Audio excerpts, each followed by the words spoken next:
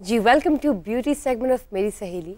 हमारे साथ रुखसाना इबाद मौजूद है। She is a skin organic expert. अस्सलाम वालेकुम। Welcome to Meri Saheli. Thank you so much. ये बताएं, जब हम बात करते हैं गर्मियों की, अब तो हब्स का मौसम आ गया है और ह्यूमिडिटी इतनी ज़्यादा है, तो जो वर्किंग लेडीज़ हैं वो कौन से ऐसे टोटके अपना सकती हैं जिससे जो स्किन है वो हाइड्रेट भी रहे, हल्का फुल्का सा मेकअप भी रहे और काम चल जाए इस सीज़न के? मौसम खुद बता देता है क्या करना है। जैसे ही मौसम बदलता है प्यास ज़्यादा लगना शुरू हो जाती है, तो जैसे ही प्यास लगेगी वो ज़ाहिर है आप पानी पिएंगे, ज़्यादा पानी पिएं, आपकी स्किन हाइड्रेट रहती है। सबसे ज़्यादा फ़ायदा तो ये देगी। दूसरे नंबर पे जो फ़ायदा मिलेगा, सन ब्लॉक लाजमी लगाना। चूँकि वर्किंग लेडी है, बाहर जा रही है, तो सन ब्लॉक मस्ट है। वो निगलेक्ट नहीं करना कि मेकअप में वो निगलेक्ट हो जाए। इवन फाउंडेशन मिल जाती हैं जो जिसमें टिंटेड होती हैं, टिंटेड मॉइस्चराइज़र भी मिल जाता है और उसमें SPF भी होता है। फाउंडेशन भी मिल जाती है जो कि उसमें SPF होता है। सो मल्टीपर्पज़ प्रोडक्ट्स यूज़ करनी है ताकि लेयरिंग कम हो। जितनी लेयरिंग कम होगी, जितनी थिन लेयर्स होंगी, थिक लेयर्स नहीं होंगी, उतना बेनिफिशियल है गर्मियों के लिए। ज़्यादा मेकअप नहीं करें, लाइट मेकअप करें, पानी ज़्यादा पिएं, फ्रेश जूसेस लें और फ्रूट्स लें, वो ज़्यादा बेनिफिट देंगे। Rukhsana, daily skin care routine क्या होनी चाहिए? फॉर एग्जांपल एक प्रॉपर प्रोसेस होता है कि क्लेंजिंग होगी या ये या वो, स्क्रबिंग, और कैसे होनी चाहिए डेली स्किन केयर रूटीन इस मौसम में? इस मौसम में और हर मौसम में ये जो स्पेशली वर्किंग लेडीज़ के साथ साथ मैं कहूँगी कि वो जो तमाम ख़वातीन हैं या औरतें हैं, बच्चियाँ हैं, अब तो आप देखिए मेकअप तो डिमांड है ना, तो वो किस तरह से इसको इस्तेमाल करें डेली रूटीन में, अपना हिस्सा कैसे बनाएं? और मौसम भी, हाँ जी, उसको भी माइंड में रखते हुए। रूटीन, पहला क्वेश्चन ये था कि रूटीन क्या होनी चाहिए। तो रूटीन नाइट टाइम रूटीन एक सेट करने की ज़रूरत होती है सबको, स्पेशली जो बाहर जाते हैं उनको तो ज़्यादा, क्योंकि बाहर का गर्दो गुबार है उसको उतारना बहुत ज़रूरी है, SPF है उसको उतारना बहुत ज़रूरी है, मेकअप है उसको उतारना बहुत ज़रूरी है। सो डबल क्लेंजिंग मैं हमेशा कहती हूँ कि डबल क्लेंजिंग करें। फर्स्ट क्लेंस ऑयल से या बाम से, सेकंड क्लेंस जो है वो लेदर वाले क्लेंसर से, वो सोप से भी कर सकते हैं, लेदर वाले क्लेंसर से भी कर सकते हैं। सो डबल क्लेंजिंग बहुत ज़रूरी है। ज़्यादा से ज़्यादा मास्क लगाने बहुत ज़रूरी हैं। ज़रूरी नहीं है आप बाज़ार से मास्क ख़रीदें, आप घर में अपने फ्रूट से भी और किचन से भी मास्क बना सकते हैं। ऑर्गेनिक मास्क घर पे बहुत सारे मास्क हैं। आपने देखा होगा हमारी दादियाँ नानियाँ घर में जो चीज़ें किचन में होती थी, 2 चीज़ें मिक्स करती थी। मैं बता देती हूँ कि ऑर्गेनिक तरीका क्या है घर में क्लींजिंग करने का। अगर आप क्लींजिंग प्रोडक्ट्स को साइड पे करते हैं जी, तो घर की कौन सी किचन की अशिया होती हैं खाने पीने की जो आप क्लींजिंग के लिए इस्तेमाल कर सकते हैं? अच्छा, उसमें जैसे मैंने डबल क्लींजिंग बताई, तो डबल क्लींजिंग के लिए सबसे पहले तो ऑयल बेस्ड कोई चीज़ चाहिए। अब वो ऑयल्स घर में यूजुअली हमारे यहाँ होते हैं, आलमंड ऑयल है, ऑलिव ऑयल है, 2 से 3 ऑयल लें, मिक्स करें। कोकोनट ऑयल है, वो अकेला भी लोग वो यूज़ कर लेते हैं। तो उससे आप फर्स्ट क्लेंस करें, मसाज करें अच्छे से, आपका मेकअप जो है उसे मेल्ट डाउन हो जाएगा। वैसलीन से भी किया जा सकता है, अक्सर लोग कहते हैं। एज एन ऑर्गेनिक एक्सपर्ट मैं कभी भी रिकमेंड नहीं करूँगी कि आप पेट्रोलियम बाय प्रोडक्ट यूज़ करें, ठीक है। सो आप ऑयल्स यूज़ कर सकते हैं, जो ऑयल्स आपको लगता है कि ये लाइट हैं, आपकी स्किन को सूट करते हैं। समटाइम ऐसा होता है, ट्रायल एंड एरर वाला सीन होता है कि आप 2-3 तरह के ऑयल्स यूज़ करते हैं, फिर आपको समझ आती है कि आप, लेकिन जिस तरह का ये मौसम है, ह्यूमिडिटी है, आपको स्वेटिंग इतनी होती है, तो डू यू थिंक कि ऑयल्स अगर हम फेस पर यूज़ करेंगे वो स्किन के लिए बेहतर होगा, एक्ने नहीं निकलेंगे? देखें, पाकिस्तान में ना मिसकंसेप्शंस बहुत ज़्यादा हैं ऑयल को लेके। वो जो आपने बात की 100% ऐसे ही है कि लोग समझते हैं कि इससे तो हमें ये वाली चीज़ हो जाएगी। देखिए, फर्स्ट क्लेंस में आपने करना क्या है, आपने अपना मेकअप या सन ब्लॉक को ब्रेक डाउन करना है, ठीक है, और साथ उसमें जो डर्ट एंड ग्राइम और जो पसीना, जो सारी स्वेटिंग, सारा कुछ वो आपने ब्रेक डाउन करना है। तो ऑयल ने क्या करना है, उस सारी चीज़ों को आप जब मसाज करेंगे ब्रेक डाउन कर देगा। अब आपने उसको टॉवल से, टिश्यू से, वाटर से, जिससे वाटर से करेंगे तो चूँकि घर से ऑयल है वो इमल्सिफाई नहीं होगा और वो वॉश ऑफ नहीं होगा, आपको उसको टॉवल से या टिश्यू से साफ़ करना पड़ेगा, वो साफ़ हो जाएगा। अब जब आप सेकंड क्लेंस करेंगे अपने क्लेंजर से, अपने सोप से, तो वो तो उतर गया, वो एक्नी नहीं करेगा। स्वेटिंग तो तब होगी जब आप लगा के रखेंगे, आपने 1 मिनट के अंदर अंदर उसको आपने उतार देना है। सो वो स्वेटिंग उस तरह से नहीं करेगा। इवन आप लगा भी सकते हैं, ऑयल्स जो फेस ऑयल्स होते हैं वो लगा भी सकते हैं, सख्त गर्मी में भी लगा सकते हैं। तरीका ये होता है कि लाइटर ऑयल्स हों और बहुत कम क्वांटिटी में एब्जॉर्ब हो जाएं, जो फ़ौरन से स्किन में वो लग भी जाते हैं। तो एक्नी नहीं, अच्छा एक्नी क्यों होती है? अगर थिक ऑयल्स हैं, हैवी ऑयल्स का इस्तेमाल किया जा सकता है क्लिनजिंग के लिए? किस चीज़ का?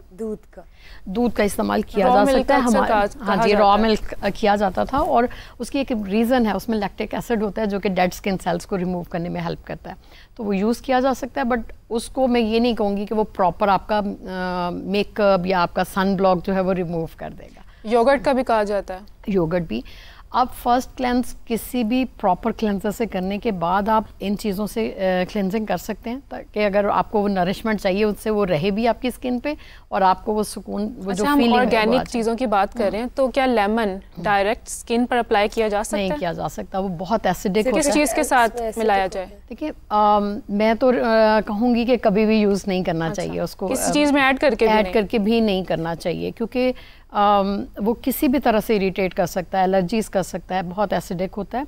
अब उसके अलावा बहुत सारी चीज़ें हैं यूज़ कर सकते हैं, ना सिर्फ आप ये डायरेक्टली भी तो पी रहे हैं ना लेमन जूस बनाकर, और बहुत सारे लोगों को लेमन से एलर्जी होती है। आपको ये पता है, पीने से भी एलर्जी होती है। जैसे मैं खुद हूँ, मुझे एलर्जी है। जिनको नहीं कि वो अप्लाई कर सकते, वो अप्लाई नहीं कर, वो एसिडिक है ना, पी सकते हैं। देखिए वो एसिडिक है, उसको आप डाइल्यूट करके यूज़ कर सकते हैं, बट किसी एक ले पर्सन को कैसे पता चलेगा कि उसने कितना डाइल्यूट किया है, कितने परसेंट डाइल्यूशन चाहिए उसको यूज़ करने के लिए। तो क्या होना चाहिए?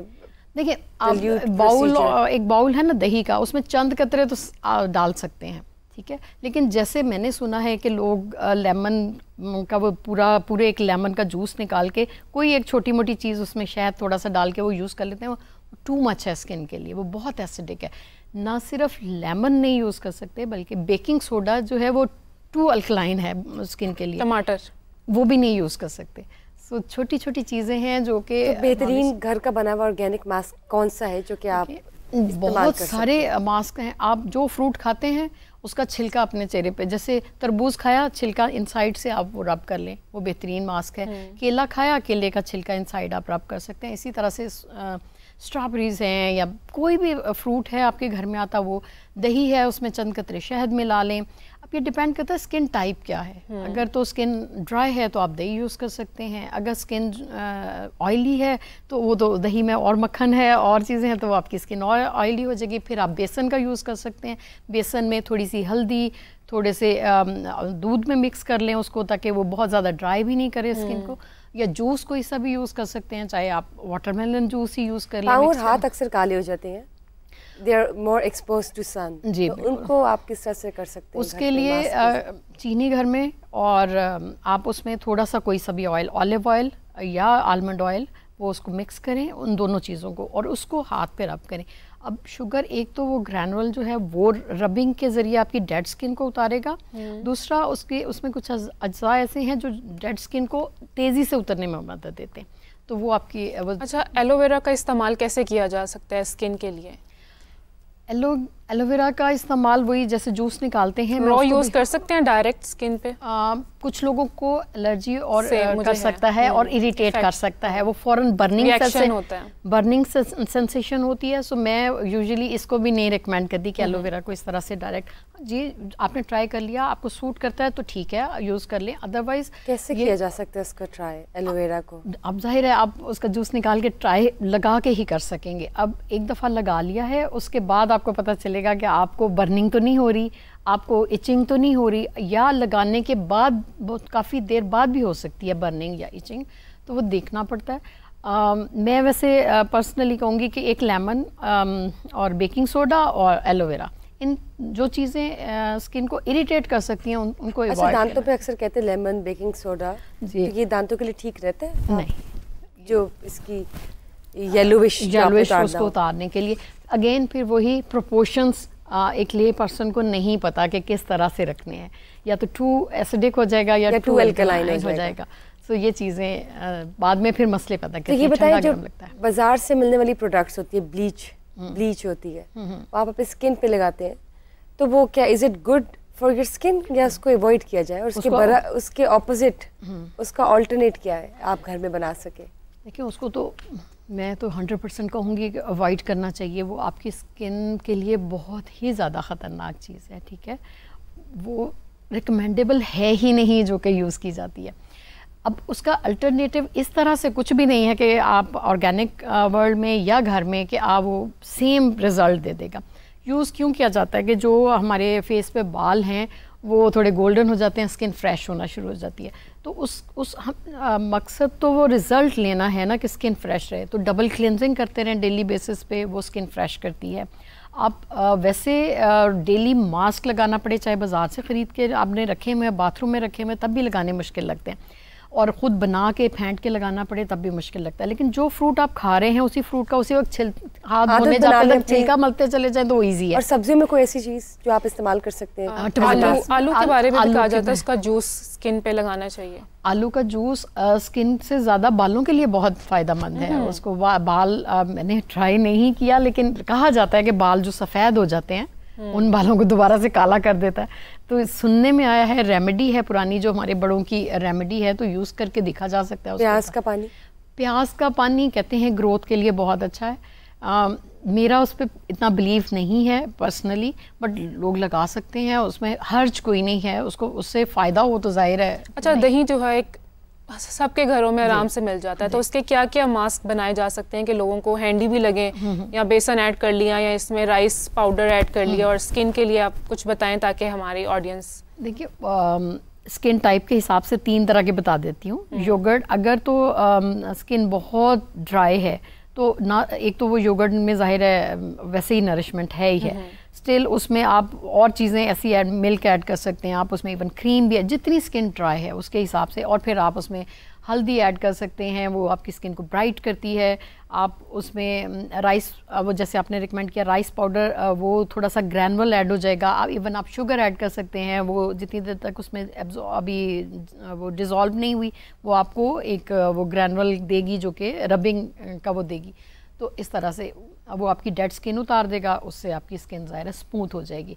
फिर अगर आपकी स्किन नॉर्मल है तो आप डायरेक्ट एज इट इज़ भी लगा सकते हैं, उसमें और कुछ भी ऐड करने की ज़रूरत नहीं है, ठीक है। पिंच ऑफ टर्मरिक डाल लेते हैं तो उससे ब्राइटनेस आ जाती है। और अगर स्किन ड्राई है, मैं ऑयली है, तो मैं तो रिकमेंड करूँगी कि नहीं यूज़ करें, क्योंकि उसमें ज़ाहिर है बटर है, वो और ज़्यादा ट्रिगर कर सकता है। लेकिन ऐसा नहीं है कि ऑयली स्किन वाले लोग कोई भी ऑयली या बटर वाली चीज़ यूज़ नहीं कर सकते। सम टाइम ऐसा होता है स्किन टू ड्राई होती है और वो परेशान होकर और ज़्यादा ऑयल प्रोड्यूस कर रही होती है, और जब आप उसको ऑयली चीज़ या कोई नरिशमेंट वाली चीज़ देते हैं तो वो पीस में आ जाती है कि हाँ यही तो चाहिए था, यही तो वो चीज़ थी जो मुझे ज़्यादा प्रोड्यूस करनी पड़ रही थी। तो वो उनको मैं यही रिकमेंड करूँगी कि वो उसमें कोई सा भी जूस, जैसे आजकल में वाटरमेलन है या कोई फ्रूट का जूस ऐड कर लें, उसको अगर थोड़ा सा वो पेस्ट बना लें उसके साथ, तो वो फ्रूट, डायरेक्ट फ्रूट ऐड कर लें, जैसे स्ट्रॉबेरीज़ हैं वो बहुत अच्छी विटामिन सी रिच होती हैं, वो उसमें ऐड कर लें।